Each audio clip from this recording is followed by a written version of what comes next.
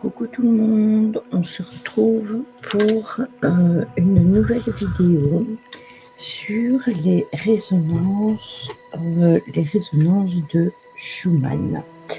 Alors, qu'est-ce que c'est d'abord les résonances de Schumann? Eh bien, ce n'est pas un sentiment agréable de se savoir entouré d'une famille, de ressentir tout le soutien affectif et l'énergie positive nécessaire pour atteindre une santé optimale et un succès dans la vie. De pouvoir développer aussi un sentiment de sécurité. Donc, inversement, ces accomplissements ne sont-ils pas beaucoup plus difficiles lorsque ce socle de soutien est supprimé, tout simplement? Eh bien, comme une famille aimante et une famille bienveillante, notre planète possède une capacité spéciale de nourrir et de guérir toute la vie qu'elle héberge. Mais plutôt que d'utiliser des mots d'encouragement ou des médicaments tels que de l'aspirine, la Terre nourricière soutient ses enfants avec des fréquences de résonance. Ceci fait donc référence aux résonances de Schumann qui se composent d'ondes électromagnétiques d'origine naturelle à des très basses fréquences qui parcourent l'espace au-dessus de la Terre et sous l'ionosphère. Ça a l'air très étrange comme ça, mais ça existe bel et bien. Découverte par Wilfried Otto Schumann en 1952, la résonance de Schumann est démontrée dans les années 60 en observant l'énergie créée par quelques 2000 orages qui produisent environ 50 éclairs autour de la planète chaque seconde.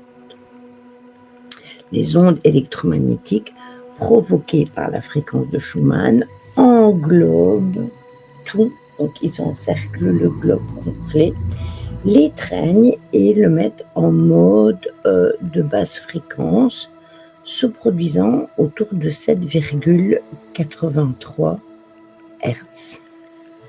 Ou 7,83 Hz, c'est bien ça.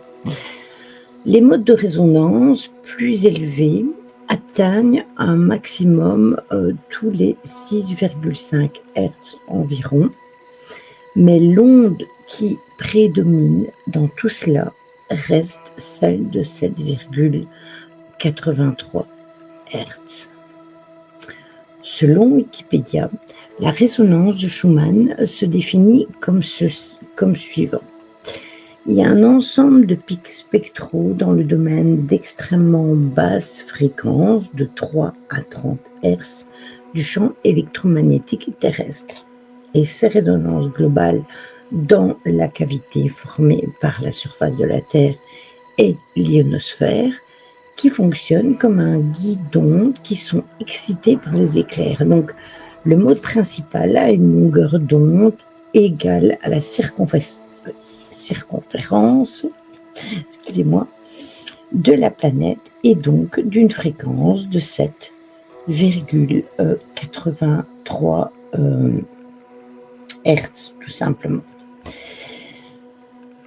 Il y a un impact bien évidemment sur la santé. On va pas épiloguer dans les choses trop compliquées. On va rester dans ce qui est concernant notre bien-être, à nous tous êtres vivants de cette planète. Donc, de toute évidence, notre survie dépend de l'oxygène, de l'atmosphère de la Terre, mais aussi des ressources terrestres, en nourriture, mais aussi en eau. Sachez que l'eau, c'est quand même le sang de la Terre. Mais il y a de plus en plus de preuves qui suggèrent que nous avons aussi besoin d'un régime régulier de résonance pour maintenir une santé optimale et la résonance de Schumann en particulier, elle en fait partie. Malheureusement, le problème, c'est qu'avec l'augmentation de la pollution électromagnétique de notre environnement, la fréquence de la résonance de Schumann peut être perturbée, ce qui peut entraîner des conséquences négatives pour la santé. Par exemple, une réduction de la fréquence de résonance de Schumann peut entraîner une augmentation du stress, de l'anxiété, de la dépression, des troubles du sommeil, etc.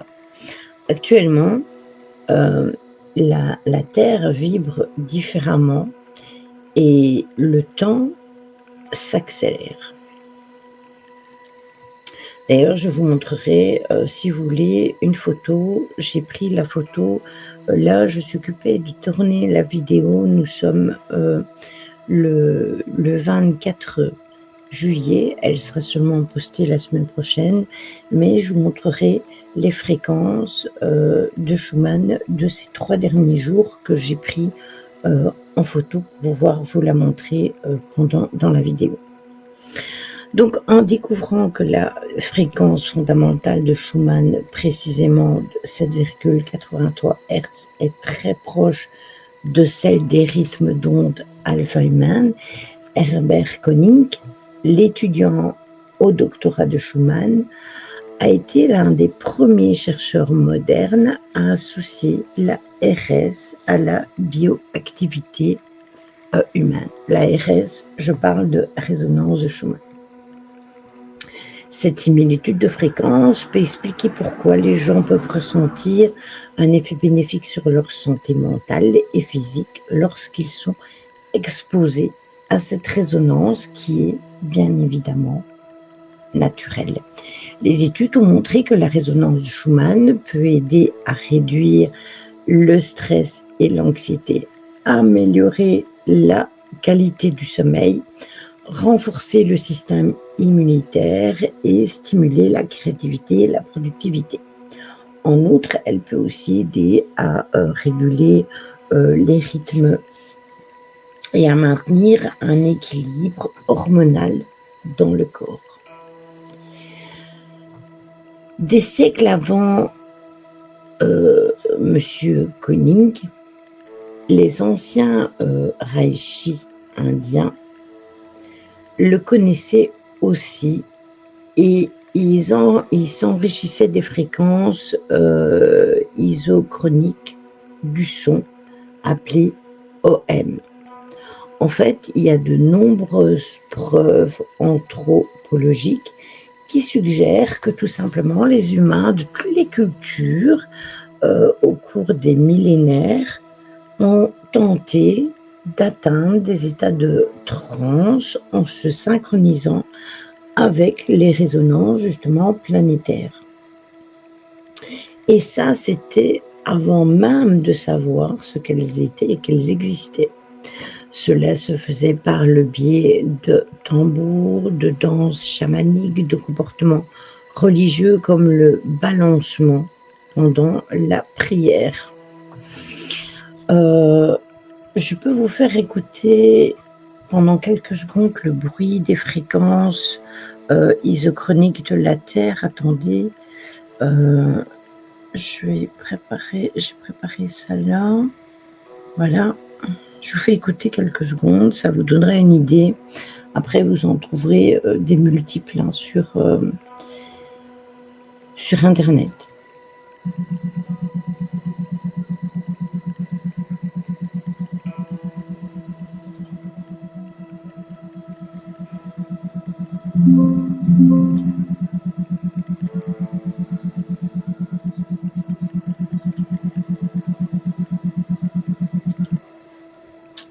Voilà, ça c'est...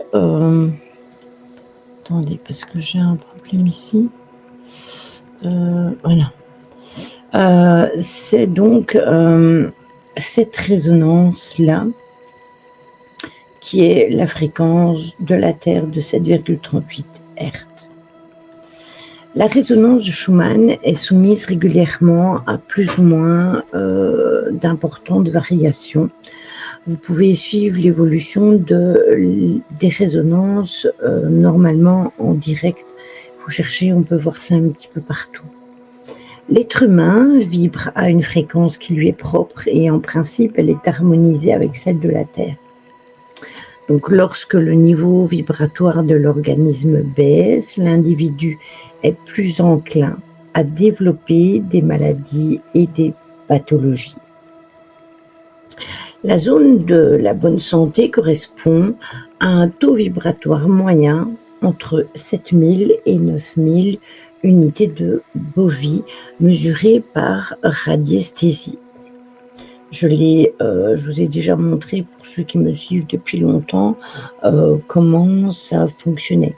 Alors non, on ne prend pas nécessairement le taux vibratoire pour une question d'ego, hein, pour savoir si on est évolué, si on a des capacités, si nos vibrations sont plus hautes que d'autres personnes, etc. Non, le but, c'est de vraiment les prendre pour savoir au niveau énergétique comment nous, on est. C'est ça le plus important. Donc, on peut atteindre des vibrations plus élevées, comme de 9500 UB à 10 000 UB. Et cette vibration du corps porte certaines personnes en état de surexcitation, tandis que d'autres, elle conduit à une ouverture d'esprit et de conscience sur d'autres plans et sur d'autres dimensions. C'est pour ça que je parlais justement de connexion et de capacité. Malheureusement, le problème, c'est que la baisse de ces fréquences vibratoires est beaucoup plus fréquente. Les causes proviennent de tout ce qui est dans notre mode de vie, qui est complètement déséquilibré, comme on le connaît trop bien dans notre société. Déjà, on a une mauvaise respiration, le tabac, la drogue, le stress, l'alimentation industrielle, la sédentarité, etc., etc. Mais entre aussi en ligne de compte autre chose. Les pensées négatives sur soi-même ou sur les autres, les perturbations géobiologiques des endroits où on vit, des lieux de vie, les champs électromagnétiques artificiels. Autant d'éléments qui pompent ou qui font perdre les énergies de l'organisme. Alors, je n'ai de cesse de dire, que ce soit sur Twitch ou sur TikTok, ne vous nourrissez pas de ce qui se passe sur les réseaux au niveau négatif. Ça ne vous apportera rien, ça va créer des peurs. Ces peurs vont créer une pensée négative qui va faire descendre vos vibrations. Vibrer positif, c'est regarder le verre à moitié plein plutôt que à moitié vide. Alors vous allez me dire, hein, oui mais Lydie, c'est pas facile parce que au jour d'aujourd'hui, on a plein de problèmes. Oui, je suis d'accord avec vous.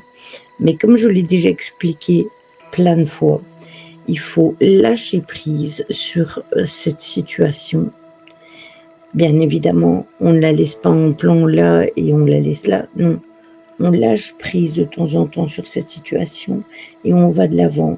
Et si c'est pour nous, eh bien évidemment, on mettra en place des choses pour nous faire évoluer, pour que ces problèmes s'arrangent. S'il s'agit de choses que vous ne pouvez pas contrôler, comme les guerres, les batailles, les gens qui se battent, les meurtres, etc. À notre échelle, on ne peut pas faire grand-chose. Lâchez prise là-dessus et allez voir ailleurs. Allez voir des choses qui vous font du bien. Écoutez de la musique, regardez des choses qui vous apportent quelque chose de positif plutôt que des choses qui vous amènent dans un état de pensée négatif. Voilà. Lorsque le taux humain passe en dessous de 6000, la personne arrive dans une zone propice à la maladie et chaque maladie correspond à un niveau vibratoire qui est propre. Donc, lorsque le taux vibratoire de l'organisme se situe aux environs de 6000, nous entrons dans une zone de fatigue avec éventuellement des infections, on est vraiment au patraque. L'organisme se met alors à vibrer à la fréquence des microbes qui peuvent alors facilement se loger par résonance, tout simplement. C'est aussi simple que cela. La baisse du taux vibratoire de l'homme correspond au développement de certaines maladies. Par exemple, la dépression, c'est plus ou moins 5700 UB. Les rhumatismes, 5200 UB. La sclérose en plaques, 4500. Le cancer, 2500. Et le sida, environ 2000-2500 aussi. Plus le taux vibratoire est bas, plus la maladie est grave. Faites attention aussi aux personnes qui prennent votre taux vibratoire, parce que je vois ça sur Internet. Il y a plein de gens qui font ça, entre autres en live sur TikTok. Je prends cet exemple-là. Ils ont une plaque, ils ont un pendule, et telle personne demande son taux, et ils donnent le taux à la chaîne. Faites attention à ça. Faites attention que les personnes ne vous influencent pas en vous disant que vous avez un mauvais taux vibratoire alors que ce n'est pas le cas, et que vous allez vous mettre martel en tête en vous disant ouais, ça y est, j'ai une grave maladie, etc. Je connais quelqu'un qui prenait les taux vibratoires il y a de ça une dizaine d'années, et elle avait dit, une personne que je connais, qu'elle avait 1000 de taux vibratoire. Voilà. Après, je vous avoue que personnellement, moi, je ne prends pas mon taux vibratoire. Quand j'ai besoin de prendre mon taux vibratoire, je demande à Tony.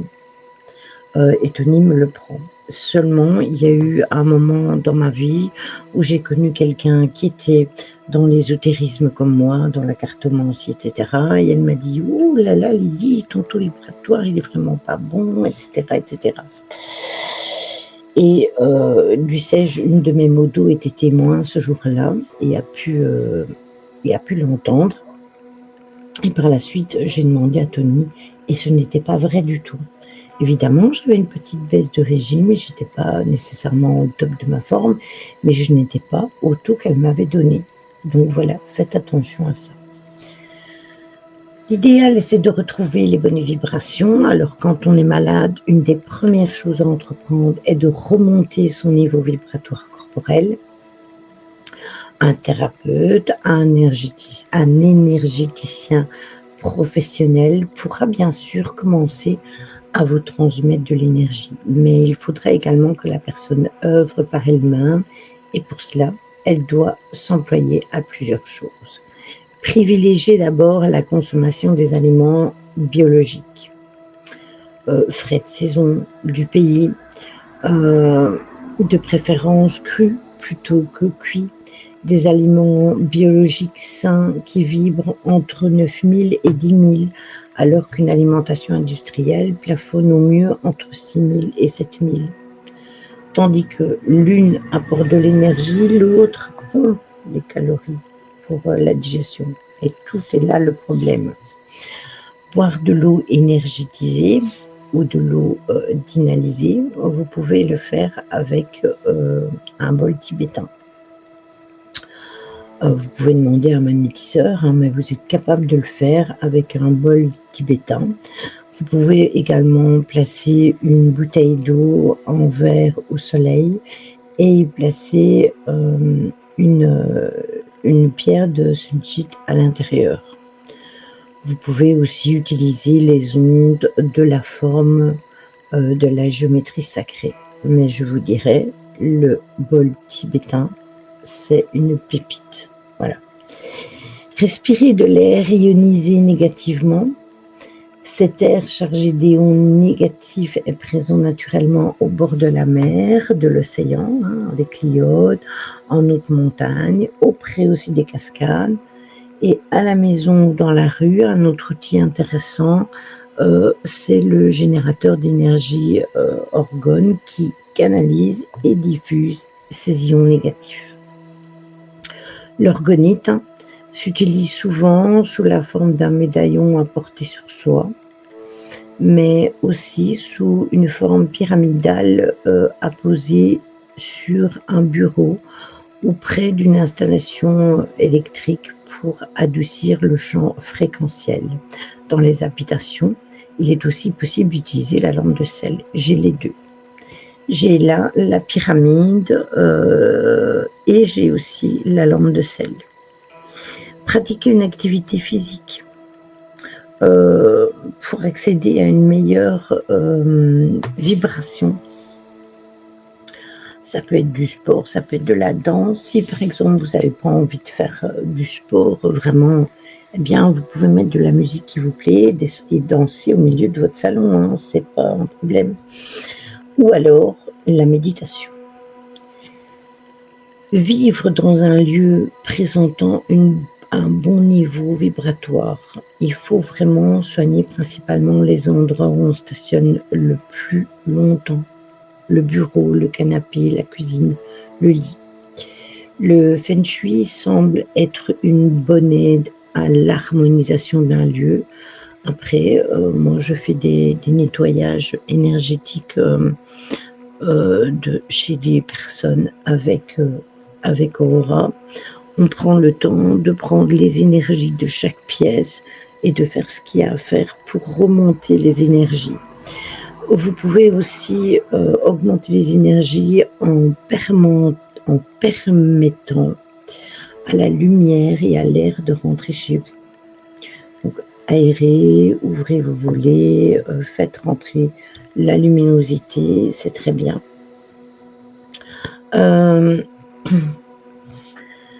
Les conseils d'un géobiologue peuvent aussi se révéler utiles lorsqu'on se sent fatigué chez soi. Après, il y a aussi les invisibles, hein, ça il fallait quand même que je le place. La présence de certains invisibles, ça peut jouer et du coup, ça peut être intéressant de pouvoir avoir un contact avec des enquêtrices comme nous on fait, hein, aller checker les énergies, voir ce qui se passe, et éventuellement prendre les messages, faire passer les invisibles et après faire un nettoyage complet du lieu de vie afin que les personnes se sentent mieux et que l'énergie vibratoire soit remontée au niveau de leur lieu de vie. Et le dernier point, privilégier les pensées positives, les pensées élevées d'amour, de partage, de compassion sont vraiment un moyen efficace et facile d'augmenter son taux vibratoire. Donc voilà, je ne vais pas entrer dans des détails plus importants sur les résonances avec les abeilles, la pollinisation, etc. Si jamais vous voulez vraiment qu'on le fasse une fois, je pourrais faire une autre vidéo là-dessus. Il y a aussi le rythme des circadiens. Il y a énormément de choses à dire. Si jamais vous voulez qu'on en parle, vous me le dites en commentaire et j'en ferai une petite vidéo. Je vais vous montrer les fréquences que je voulais vous montrer. Attendez, parce que j'ai mon PC là qui ralote un petit peu. Voilà.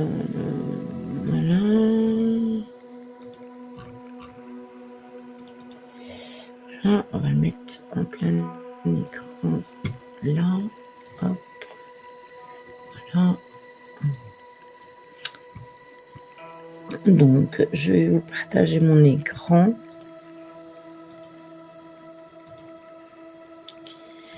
Hop, voilà. Hop. Voilà, comme vous voyez, on a le 23 du 7, le 24 du 7, le 25 c'est demain, il n'y a encore rien ici. Et vous voyez la différence des variations des fréquences. Aujourd'hui c'était quand même assez fort, hier aussi, hein. Mais aujourd'hui j'ai trouvé ça très intense et on en parlait avec Aura, mais on a beaucoup de problèmes au niveau du sommeil, donc ça doit sûrement jouer. Ici, vous avez, donc les fréquences et là, vous avez, toutes les heures, hein. Donc voilà. Donc du coup, je vous laisse, sur ces images. Heu, Moi, du coup, je vous souhaite, un bon week-end puisque nous sommes dimanche quand cette vidéo, sortira. Une bonne fin de week-end et une bonne semaine à venir. On se retrouve mardi pour les énergies de la semaine. Je vous fais des bisous. Ciao, ciao.